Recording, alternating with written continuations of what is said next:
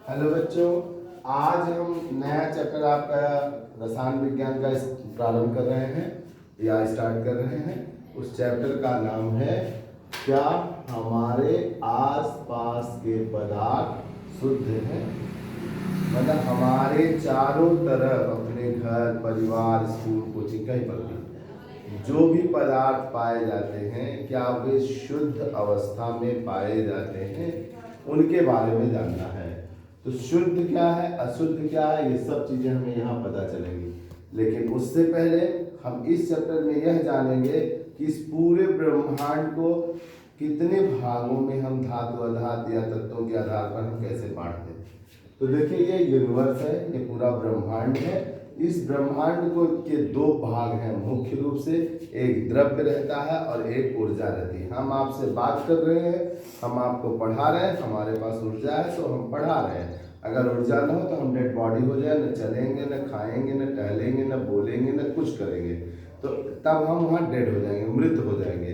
तो सजीव से सीधे हम कन्वर्ट हो जाएंगे किसमें, मृत में बदल जाएंगे। और निर्जीव तो वो वस्तु है जिसमें न कभी प्राण था, न है, न रहेगा। जैसे मेरी मोबाइल, जैसे मेरा कैमरा, जैसे मेरा लैपटॉप, जैसे मेरा बल्ब, जैसे मेरा पंखा, ये न कभी जीवित था, न जीवित है, न जीवित होगा। ठीक, तो निर्जीव वो कहा गया है, उसमें जान ही नहीं है।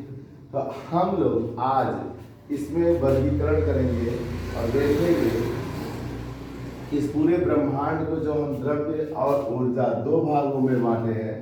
ऊर्जा के बहुत सारे प्रकार हैं, इनको हम फिर कभी डिटेल करेंगे।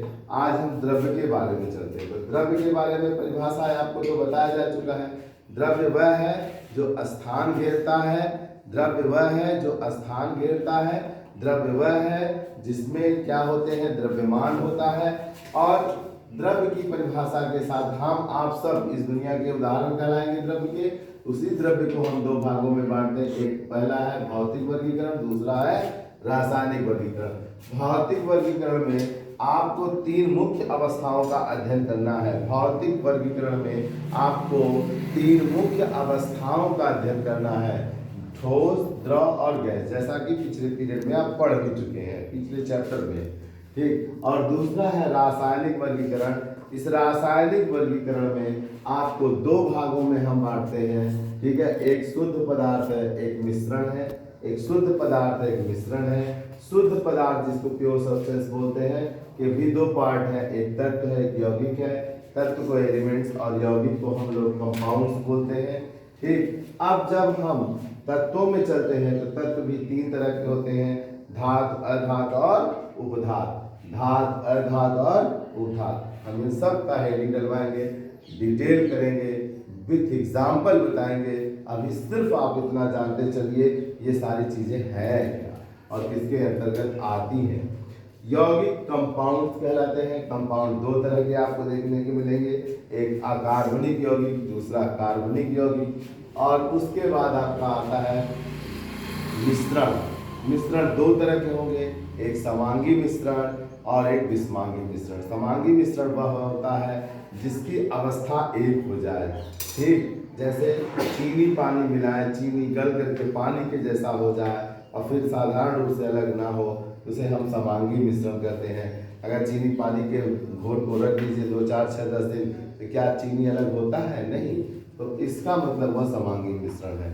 और विषमांगी का मतलब है चाहे ठोस द्रव किसी को भी मिला दीजिए, थोड़ी देर रख दीजिए, जो दोनों अलग हो जाए तो वह विषमांगी का उदाहरण है। जैसे पानी में मिट्टी मिला के घोल के रख दिया और कुछ देर के बाद छोड़ दीजिए तो मिट्टी नीचे बैठ जाता है, पानी ऊपर रहता है, यह विषमांगी का उदाहरण है।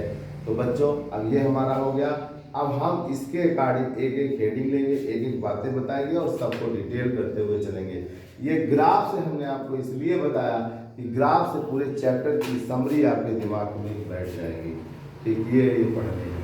धन्यवाद। ठीक, उसको हम लोग अगली वीडियो में आपको देते चलते हैं। ठीक बच्चों, धन्यवाद।